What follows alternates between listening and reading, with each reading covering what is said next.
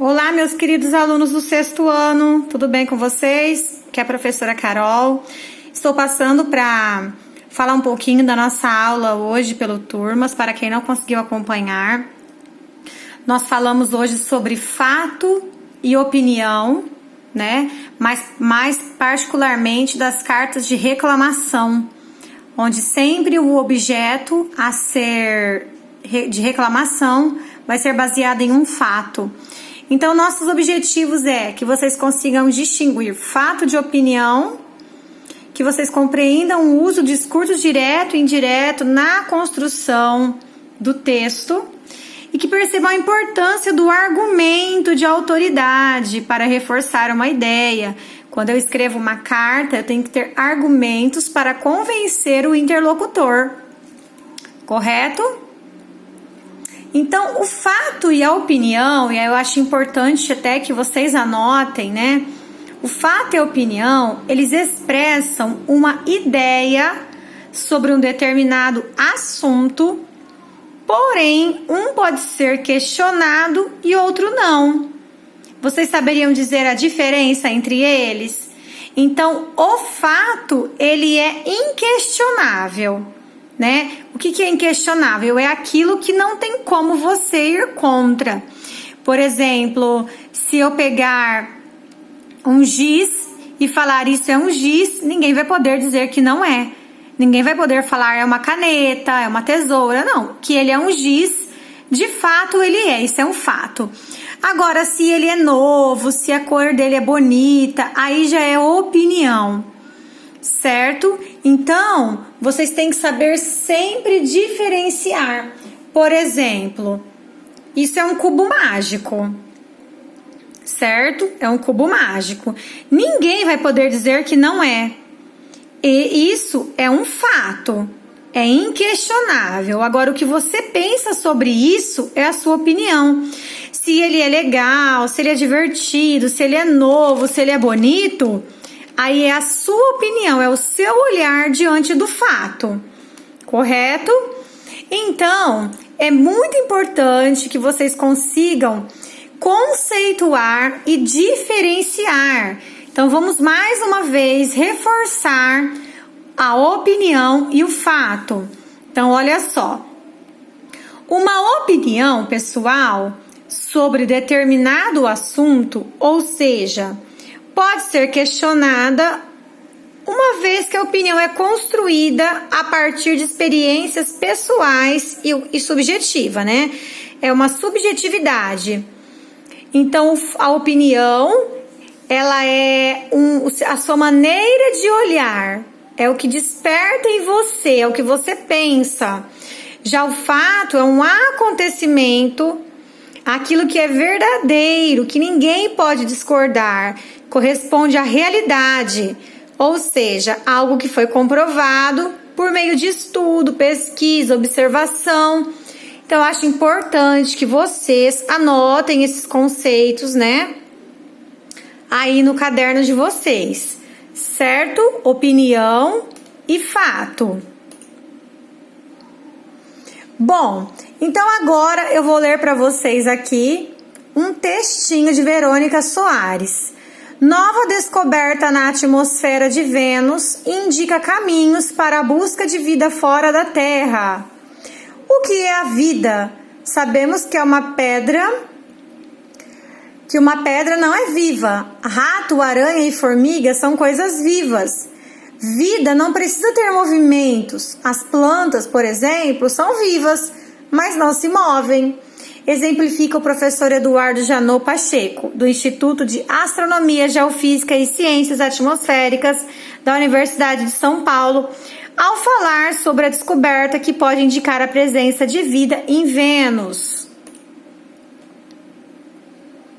Em setembro de 2020, cientistas dos Estados Unidos, do Reino Unido e do Japão identificaram na atmosfera do planeta vizinho uma substância produzida por seres vivos na Terra.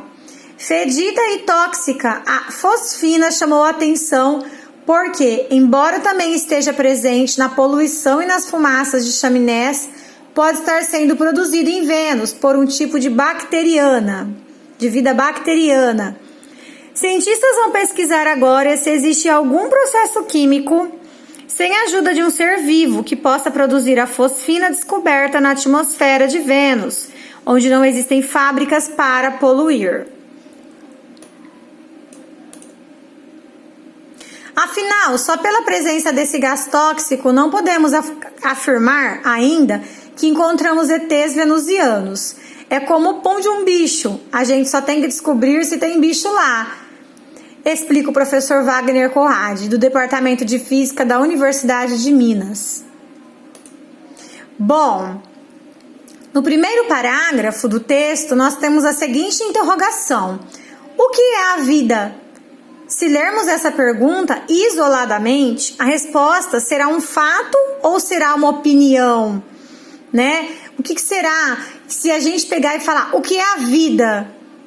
Se não estiver dentro do contexto, aí será uma opinião, né? Porque nós vamos pensar em vida no sentido figurado, que é poder se alimentar, conhecer lugares diferentes. Nós vamos pensar no que nós fazemos da nossa vida, né? Essas possíveis respostas, elas são opiniões, porque pertencem a uma visão subjetiva do mundo, uma visão particular, né, do interlocutor. No trecho, sabemos que uma pedra não é viva. Rato, aranha e formiga são coisas vivas. Vida não precisa ter movimentos. As plantas, por exemplo, são vivas, mas não se movem, exemplifica o professor. Temos um fato ou uma opinião? Nós temos um fato, porque é uma afirmação que faz parte de uma constatação científica. Se eu falar uma pedra não é viva, ninguém vai poder dizer que ela é viva, né? É óbvio que ninguém vai discordar. Por quê? Porque é um fato. Então, para que vocês compreendam bem esses dois exemplos, o que é a vida, ela já seria baseada na opinião de cada um diante da vida. Agora, que a pedra não tem vida, já é um fato. Ninguém pode questionar isso, porque ela não se movimenta, não é verdade? No trecho usado na questão anterior, há o uso das aspas. Qual a função desta pontuação no trecho?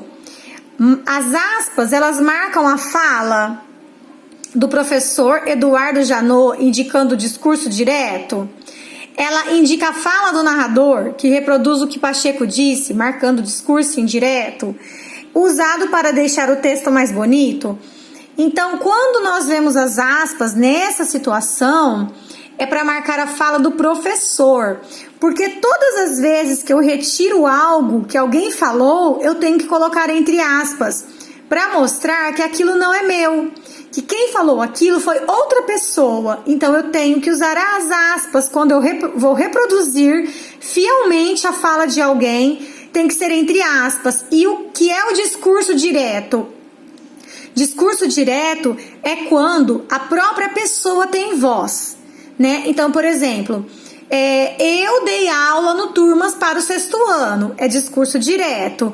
Agora, se algum aluno falar, a professora Carol deu aula no Turmas para o 6º ano, já é indireto, porque é uma pessoa contando o que eu fiz e não eu mesma falando. Correto? Então, aí também para realçar o discurso direto e o indireto. Certo?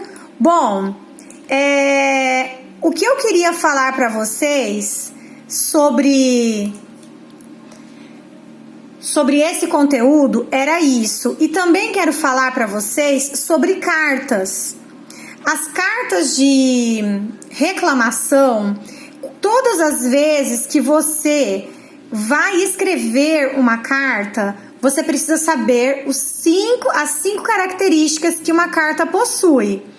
Então, você precisa saber que tem que ter local e data, tem que ter saudação, corpo do texto, despedida e assinatura.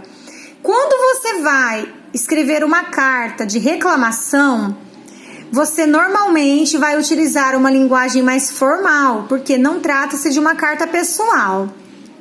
Se você vai fazer uma reclamação, você precisa ter argumentos que sustentem a sua reclamação. Então, eu vou citar o mesmo exemplo que eu dei no Turmas.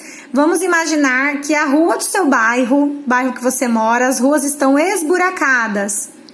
Então, você vai fazer uma carta e vai direcioná-la à prefeitura. Aí você vai colocar em Andeara, 28/5/2021. Aí você vai colocar... Deixa eu ver se eu consigo abrir aqui para mostrar. Que aí é mais fácil, né? Mostrando é mais fácil. Aqui.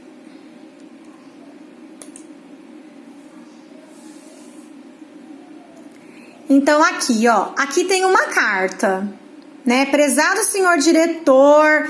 Então, vamos supor que você vai direcionar uma carta para a prefeitura. Você vai colocar prezado prefeito, né? Aí você vai escrever o conteúdo da carta.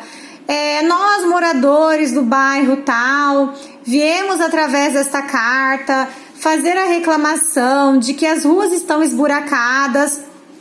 Só que não pode ser só isso. Você tem que ter um motivo. Só pelo fato dela estar esburacada não é o suficiente. Você tem que mostrar as consequências dessa situação.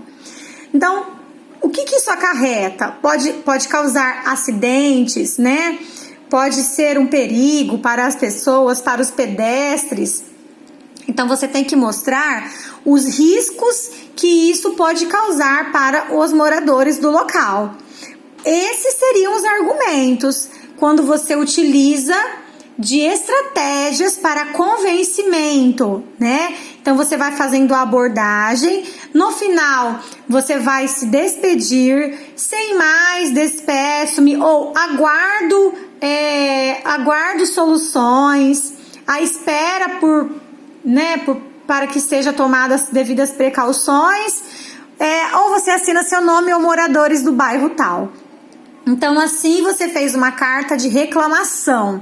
Às vezes, na própria carta de reclamação, já tem solicitação.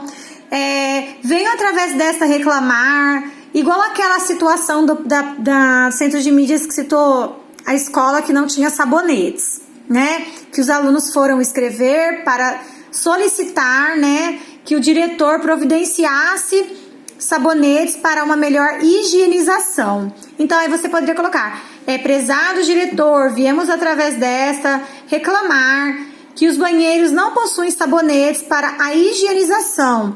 E em tempos de pandemia é de extrema importância, né, para o bem-estar de todos. Aguardamos soluções. Alunos do 6º ano. Então, você fez uma carta de reclamação e solicitação ao mesmo tempo. Correto? Então, assim, o que nós trabalhamos hoje no Turmas foi isso. Eu espero que vocês tenham compreendido, que tenha sido fácil para que vocês, né, aprendessem e vocês soubessem ao final da aula diferenciar fato de opinião e compreender que as cartas de reclamação possuem as características das cartas pessoais, no sentido de local e data, saudação, corpo do texto, despedida e assinatura, mas que a diferença é o tratamento, a linguagem mais formal e que precisa ter argumentos para convencer o interlocutor, ok? Desejo a vocês um ótimo final de semana, se cuidem, descansem, aproveitem a família, um beijo no coração e até semana que vem.